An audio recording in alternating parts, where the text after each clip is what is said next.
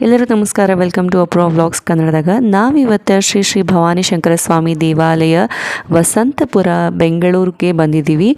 ಈ ದೇವಾಲಯ ಏನದಲ್ಲ ಇದು ಶೃಂಗೇರಿ ಸ್ವಾಮಿಗಳಿಂದ ಸ್ಥಾಪನೆಯಾಗಿದೆ. ಹಂಗೆ ಶೃಂಗೇರಿ ಮಠಕ್ಕೆ ಸೇರಿದಂತಹ ದೇವಾಲಯ ಇದಾಗಿದೆ. ಮೂಲ ಮೂರ್ತಿಯಾಗಿ ಗಣೇಶನನ್ನು ಸ್ಥಾಪನೆ ಮಾಡಿದಾರೆ, ಭವಾನಿ ಶಂಕರ ಶಿವನನ್ನು ಸ್ಥಾಪನೆ ಮಾಡಿದಾರೆ, ಹಂಗೆ ಪಾರ್ವತಿ ದೇವಿಯನ್ನು ಕೂಡ ಇಲ್ಲಿ ಸ್ಥಾಪನೆ ಮಾಡಿದಾರೆ. ಇನ್ನೊಂದು ವಿಶೇಷ ಏನಂದ್ರೆ, ನೀವಿಲ್ಲಿ ಪ್ರದಕ್ಷಿಣೆ ಹಾಕೋ ಮುಂದೆ ದೇವಾಲಯದ ಅಂದ್ರೆ ಮೂಲ ಮೂರ್ತಿ ದೇವಾಲಯ ಏನದಲ್ಲ ಅದ್ರ ಸುತ್ತಲೂ ನಿಮಗೆ ಬಹಳಷ್ಟು ಸಣ್ಣ ಸಣ್ಣ ಪುಟಾಣಿ ದೇವಾಲಯಗಳನ್ನು ಅವರು ಮತ್ತೆ ಮಾಡಿದ್ದಾರೆ.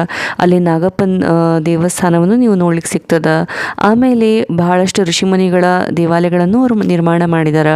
ಹಂಗೆ ಅಲ್ಲಿ ಕನ್ನಿಕಾ ಪರಮೇಶ್ವರಿ ದೇವಸ್ಥಾನ ಏನದಲ್ಲ ಅದ್ರ ಸುತ್ತಲೂ ಸಪ್ತ ಋಷಿಯರು, ಅಷ್ಟಲಕ್ಷ್ಮಿಯರು, ಆಮೇಲೆ ಸಪ್ತ ನದಿಗಳ ವಿಗ್ರಹಗಳನ್ನು ಕೂಡ ಅವರು ಸುತ್ತಲೂ ನಿರ್ಮಾಣ ಮಾಡಿದ್ದಾರೆ. ಆಮೇಲೆ ನೋಡಲಿಕ್ಕೆ ಭಾಳ ಚಂದ